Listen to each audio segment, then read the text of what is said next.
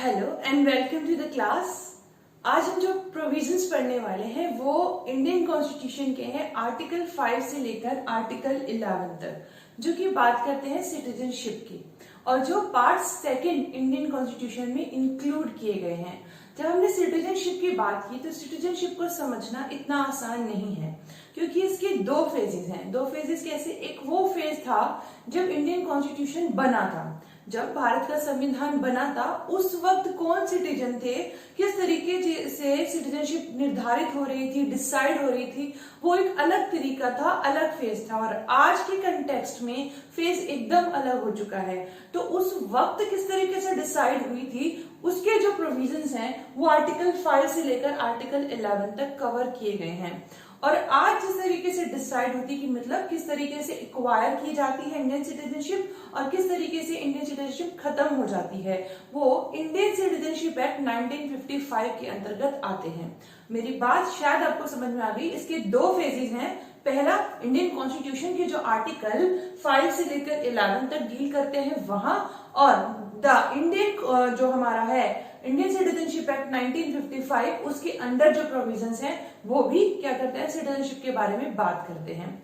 और जैसे जैसे सर्कमस्टांसेस चेंज हुई over the passage of years, उसमें क्या हुआ, उसमें सर्कमस्टांसेस चेंज होने के साथ साथ सिटीजनशिप के जो दायरा था, मायने थे, तरीके थे, वो भी बदलते चले गए। इसीलिए अमेंडमेंट हुए इंडियन सिटीजनशिप एक्ट 1955 में। अमेंडमेंट हुआ सबसे पहले 1986 में, फिर 1992 में, उसके बाद 2003 में, 2005 में, और उसके बाद रिसेंटली 2019 में अमेंडमेंट हुए।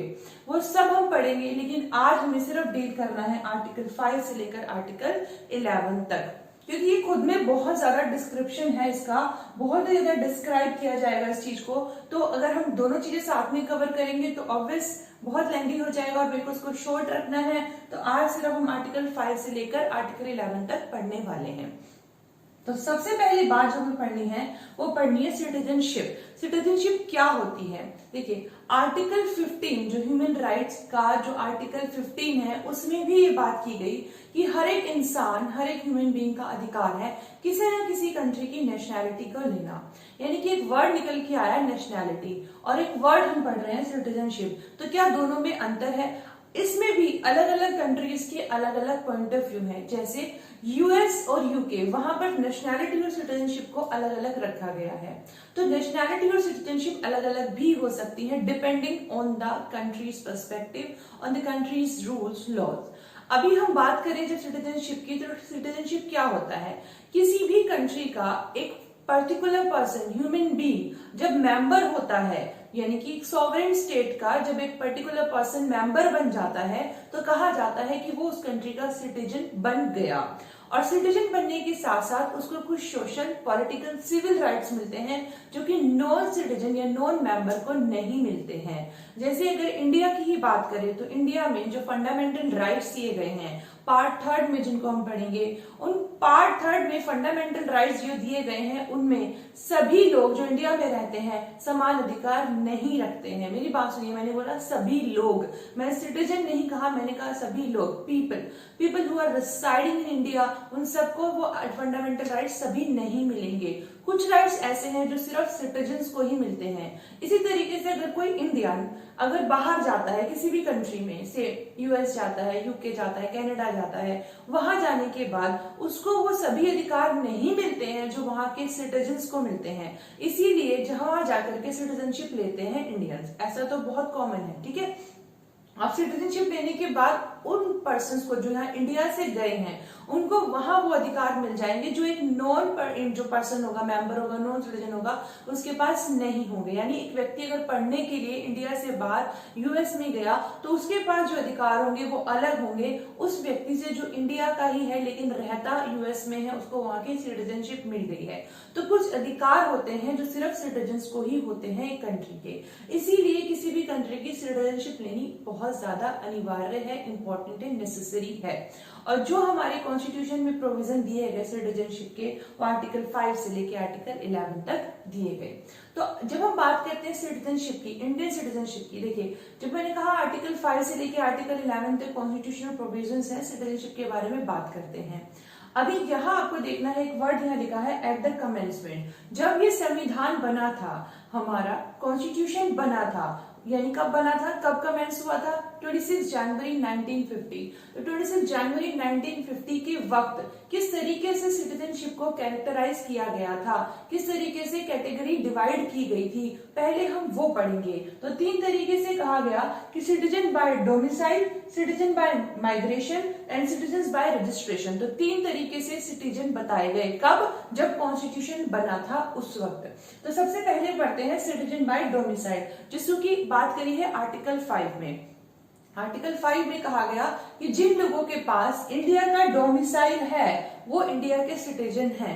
अब डोमिसाइल का मतलब हिंदी में होता है मूल निवास प्रमाण पत्र, यानी जो इंडिया के मूल निवासी हैं वो इंडिया के सिटीजन हैं। अब इंडिया के मूल निवासी कौन है, डोमिसाइल पर्सन कौन है, तो उसमें 3 क्लोज दी गई। आर्टिकल 5 में 3 क्लोज दी गई जिसमें डिफाइन किया गया कि इंडिया के डोमिसाइल पर्सन कौन है। कौन कौन है, पहले कहा गया जिनका जन्म ही इंडिया में हुआ। डेट कौन सी मेंशन की गई, डेट मेंशन यहाँ पर है 26 जनवरी 1950, यानी eight the commencement of the constitution उनका जन्म इंडिया में हुआ हो, 1950 को या फिर 1950 से पहले, 26 जनवरी 1950 से पहले या 26 जनवरी 1950 तक उनका जन्म इंडिया में ही हुआ हो, ऐसे लोग इंडिया का डोमिसाइल रखते हैं। पहला जो क्लोज है वो ये बोलता है।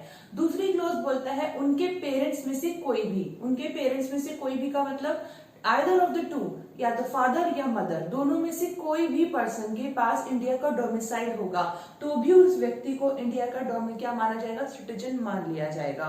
और तीसरी जो क्लोज है, क्लोज सी, वो क्या बात करती है, वो कहती है कि जब ये कॉन्स्टिट्यूशन का कमेंसमेंट हुआ उसके 5 साल पहले से वो व्यक्ति इंडिया में ही रह रहा था तो उसको मान लिया जाएगा कि वो इंडिया का डोमिसाइल रखता है। 3 बातें, पहला उसका जन्म हुआ है, दूसरा दोनों पेरेंट्स में से, फादर या मदर में से दोनों के पास डोमिसाइल है, दोनों में से एक के पास डोमिसाइल है, और तीसरी चीज बोली जो कि इंडिया में रह रहा हो कमेंसमेंट ऑफ द कॉन्स्टिट्यूशन के 5 साल पहले से, तो उसको इंडिया का सिटीजन मान लिया जाएगा बाय डोमिसाइल, बाय निवास। अब यहाँ जब डोमिसाइल की बात की गई तो ये बहुत आसान बात नहीं है समझने की। क्यों? क्योंकि बहुत सारे केस लॉज में सुप्रीम कोर्ट ने कई तरीके से बताया। कहा गया कि सिर्फ डोमिसाइल रखना या कहना कि एक व्यक्ति रेजिडेंस रखता है इंडिया का, उससे ये साबित नहीं हो जाता कि वो इंडिया का डोमिसाइल रखता है। मींस डोमिसाइल होना और रेजिडेंस होना दोनों चीजें अलग अलग होती हैं। क्यों? देखिए, अब डोमिसाइल का मतलब होता है परमानेंटली वो यही रहता है, लेकिन रेजिडेंस का मतलब कि परमानेंटली नहीं रहता। जैसे जब अभी आप कोई फॉर्म फिल करते हैं उसमें 2 एड्रेसेस फिल कराए जाते हैं, एक होता है कॉरेस्पॉन्डेंस एड्रेस और एक होता है परमानेंट एड्रेस। परमानेंट एड्रेस का मतलब जहां पर आप रहते हैं, जो आपका स्थायी निवास है, और कॉरेस्पॉन्डेंस आप कहीं भी रूम लेके आप पढ़ाई के लिए रह रहे हैं, किसी और पर्पस के लिए रह रहे हैं, अलग हो सकता है। लेकिन जो परमानेंटली है वो उससे जज होगा कि आप किस स्टेट के, किस सिटी के और किस कंट्री के हैं। परमानेंट रेजिडेंस वहां से जज होता है। तो डोमिसाइल अलग होता है और रेजिडेंस अलग होता है। एक व्यक्ति हो सकता है इंडिया का ही हो पर किसी बिजनेस पर्पस से, पढ़ाई के पर्पस से वो फॉरेन कंट्री चला गया, तो इसका मतलब उसका डोमिसाइल फॉरेन कंट्री का नहीं हो जाएगा, इंडिया का ही रहेगा। तो एक व्यक्ति का रेजिडेंस अलग हो सकता है पर डोमिसाइल अलग भी हो सकता है, दोनों चीजें अलग अलग होती हैं। तो अब यहाँ पर बात, क्वेश्चन जो उठा वो ये उठा कि कैसे डिसाइड किया जाएगा कि किसी व्यक्ति का, जब हमने कहा ये कॉन्स्टिट्यूशन जब कमेंसमेंट हुआ उस वक्त कैसे डिसाइड किया जाएगा कि किसी के पास डोमिसाइल है या रेजिडेंस है। तो ये माना गया कि अगर कोई व्यक्ति इंडिया में रेजिडेंस रखता है और उसका इंटेंशन भी है कि वो इंडिया में परमानेंटली रहना चाहता है, जैसे कि अभी हमने बात की कि कमेंसमेंट होने के 5 साल पहले से वो इंडिया में रह रहा था, तो रेजिडेंस होने से ही काम नहीं चल जाएगा, बल्कि उसका इंटेंशन भी होना चाहिए कि वो परमानेंटली यही सेटल होना चाहता है। तभी पता चलेगा कि yes the person is having the citizenship of India by domicile. अभी हम ये 3 केस लॉज आपके सामने हैं, उनसे ये बात को क्लियर कर देते हैं कि कहना क्या चाह रहे हैं। Central bank of India versus Ram Narayan 1955 के केस में कहा गया कि अगर किसी व्यक्ति के पास इंडिया का रेजिडेंस है, निवास है, तो उससे ये नहीं पता चलता है कि उसका इंटेंशन भी यहाँ पर परमानेंटली सेटल होने का है। अगर ये प्रूफ होता है कि वो परमानेंटली सेटल होना चाहता है, तभी उसको यहाँ का डोमिसाइल माना जाएगा और उसको यहाँ का सिटीजन माना जाएगा, अदरवाइज नहीं माना जाएगा। नेक्स्ट केस में जो हम पढ़ेंगे उससे एकदम क्लियर हो जाएगा क्या कहना चाह रहे हैं। Louis De Raedt versus Union of India 1991 का केस। इस केस में क्या हुआ था, जो व्यक्ति थे लुइस, ये इंडिया में रह रहे थे 1937 से। अब देखिए 1937 से रह रहे थे, कमेंसमेंट ऑफ द कॉन्स्टिट्यूशन 1950, यानी 5 साल पहले से तो रह ही रहा है, अभी तो उसको मिल जाना चाहिए सिटीजनशिप। लेकिन जब इस चीज को हेल्ड किया गया तो ऑनरेबल सुप्रीम कोर्ट ने ये हेल्ड किया कि व्यक्ति के पास फॉरेन पासपोर्ट है और फॉरेन पासपोर्ट होने के बाद वो इंडियन अथॉरिटी के परमिशन से यहाँ रह रहा था। इसका मतलब फॉरेन पासपोर्ट उसने अभी तक सरेंडर नहीं किया। और हमारे इंडिया में डुअल सिटीजनशिप नहीं चलती। अगर आपको इंडिया का सिटीजन रहना है तो इंडिया का ही पासपोर्ट रखिए, अगर आपको फॉरेन सिटीजन बनना है तो इंडिया का आपको पासपोर्ट छोड़ना होगा। ये कंपलसरी है, मैंडेटरी है। आप 2 कंट्री का पासपोर्ट एक साथ नहीं रख सकते हैं। इसीलिए बोल रहे हैं लुइस के केस में कहा गया कि व्यक्ति के पास फॉरेन पासपोर्ट था, इंडियन अथॉरिटी की परमिशन से इंडिया में रह रहा था, तो ये नहीं पता चल पा रहा है जो उसने फॉरेन पासपोर्ट छोड़ा ही नहीं, उसका मतलब इंटेंशन है या नहीं। हाउ कैन वी जज? इंटेंशन तो तब पता चलेगा जब वो फॉरेन पासपोर्ट सरेंडर करके तब इंडिया में रहना चाहता है। तो ये हेल्ड हुआ कि उसका भले ही वो यहाँ रेजिडेंस है और उसका इंटेंशन यहाँ परमानेंटली सेटल होने का नहीं है, इसलिए उसको सिटीजन बाय डोमिसाइल नहीं माना जाएगा। अब जब डोमिसाइल की बात की गई तो एक क्वेश्चन आया इस केस में, जोशी वर्सेस मध्य भारत में। क्या एक स्टेट, यानी स्टेट का मतलब जो इंडिया है, इंडिया में जो विभिन्न राज्य हैं, क्या उन राज्य का डोमिसाइल अलग होता है और इंडिया का डोमिसाइल अलग होता है? कि हर एक राज्य के डोमिसाइल को दूसरे राज्य से अलग माना जाए? इस केस में यह कहा गया कि डोमिसाइल भले स्टेट का होगा, सिटीजनशिप इंडिया की होगी।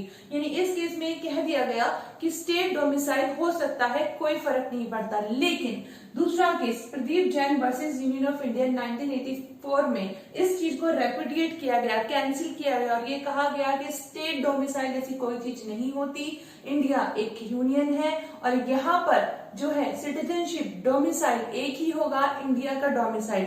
स्टेट डोमिसाइल जैसा कुछ नहीं चलेगा। और किसी भी व्यक्ति को अगर किसी जगह पर एडमिशन लेने के लिए इस चीज से मना किया जाता है कि उसके पास किसी पर्टिकुलर स्टेट का डोमिसाइल है, तो वो उसके आर्टिकल 14 के राइट को क्या करता है, वोलेट करता है, इंफ्रिंजमेंट करता है। तो इसीलिए कहा गया कि स्टेट डोमिसाइल ऐसा कुछ नहीं है, इंडिया डोमिसाइल ही होगा, इंडियन डोमिसाइल ही होगा। तो सिटीजन बाय डोमिसाइल 3 तरीके से, पहले उस व्यक्ति का खुद का जन्म हुआ हो eight the commencement of the constitution, उसके पेरेंट्स में से किसी एक का जन्म हुआ हो eight the commencement of the constitution, और वो रह रहा हो 5 साल पहले से eight the commencement of the constitution. तो सिटीजन बाय डोमिसाइल इस तरीके से डिफाइन किए गए eight the commencement of the constitution. अब जो सेकेंड कैटेगरी है that is citizen bye migration, जो बात करते हैं आर्टिकल 6 की, उसको ध्यान से सुनिए। अब यहाँ पर बात कर रहे हैं सिटीजन बाय माइग्रेशन। तो माइग्रेशन किसकी बात कर रहे हैं, किसकी? देखिए, जब इंडिया को फ्रीडम मिली तो इंडिया के 2 पार्ट हुए, पार्टीशन हुआ इंडिया एंड पाकिस्तान। तो जो ये माइग्रेशन वर्ड यूज हुआ, ये सिर्फ उन लोगों के लिए यूज हुआ जो इंडिया को छोड़ के उस वक्त पाकिस्तान में थे जब माइग्रेशन हुआ, लेकिन वो इंडिया के में वापस आना चाहते हैं, परमानेंटली सेटल होना चाहते हैं। तो उनको किस तरीके से सिटीजनशिप मिलेगी? तो आर्टिकल 6 कहता है उनको सिटीजनशिप बिल्कुल मिलेगी। किस तरीके से मिलेगी? या तो वो खुद ही यहाँ जन्मे हो, या उनके पेरेंट्स या उनकी ग्रैंड पेरेंट्स में से कोई भी, फादर या मदर, ग्रैंडफादर या ग्रैंड मदर, कोई भी यहाँ जन्मा हो, वापस अगर वो आ जाते हैं तो उनको सिटीजनशिप मिल जाएगी। आर्टिकल 6 ये बोलता है। लेकिन इसमें भी 2 क्लोजेस ऐड कर दी गई। क्या ऐड कर दी गई? पहली क्लोज में ये कहा गया, एक डेट रखी और डेट रखी 19 जुलाई 1948। अब इसको ध्यान से सुनना, इसमें क्या रखा गया, उसमें इसी केस पहले कोई डेट है क्या? ये डेट वो डेट है जिस डेट से परमिट सिस्टम स्टार्ट हुआ।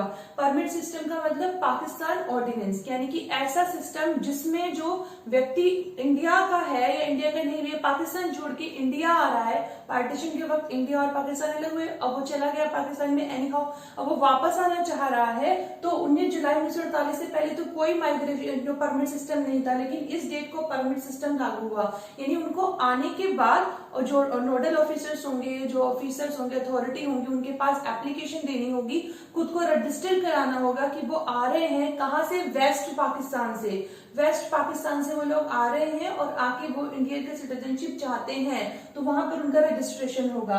तो इस तरह से 19 जुलाई 1948 के बाद और 19 जुलाई 1948 से पहले दो तरीके की यहाँ पर माइग्रेशन की बात हुई। तो अगर कोई व्यक्ति 19 जुलाई 1948 से पहले आकर ऑर्डिनरी रह रहा है तो उसको तो इंडिया का सिटीजन मान लिया जाएगा, भले ही वो माइग्रेशन से आया। लेकिन अगर 19 जुलाई 1948 के बाद आता है तो अभी मैंने आपको बोला कि उसको माइग्रेशन के आने के बाद, माइग्रेट होने के बाद एप्लीकेशन देनी होगी, जो वहां पर ऑफिसर अपॉइंट किए गए थे इन क्या देने के लिए, सिटीजनशिप देने के लिए कि ठीक है आपको इंडिया में रहने की परमिशन एज ए सिटीजन है। तो वहां पर एप्लीकेशन देने के बाद उस व्यक्ति को सिटीजनशिप मिलती 19 जुलाई 1948 से आने के बाद। लेकिन उसमें भी प्रोविजन दिया गया कि उस व्यक्ति को आए हुए कम से कम 6 महीने हो गए हों, उसके बाद वो अपनी एप्लीकेशन देगा कि मैं एज एन इंडियन सिटीजन यहाँ पर रहना चाहता हूँ। तो आर्टिकल 6 ये बोलता है कि माइग्रेशन जो व्यक्ति करके आया है, मींस माइग्रेट होके आया है वेस्ट पाकिस्तान से, तो उसको भी इंडिया का सिटीजन मान लिया जाएगा। फिर सिटीजन बाय रजिस्ट्रेशन आर्टिकल 8 की बात करते हैं। तो सिटीजन बाय रजिस्ट्रेशन आर्टिकल 8, पहली बात तो ये देखिए ये एप्लीकेबल उन लोगों पे है जो इंडिया में नहीं रहते या पाकिस्तान में नहीं रहते, मींस इंडिया और पाकिस्तान को छोड़ के किसी और कंट्री में रहते हैं। और डेट कौन सी चल रही है हमारी, at the commencement of constitution ही चल रहा है।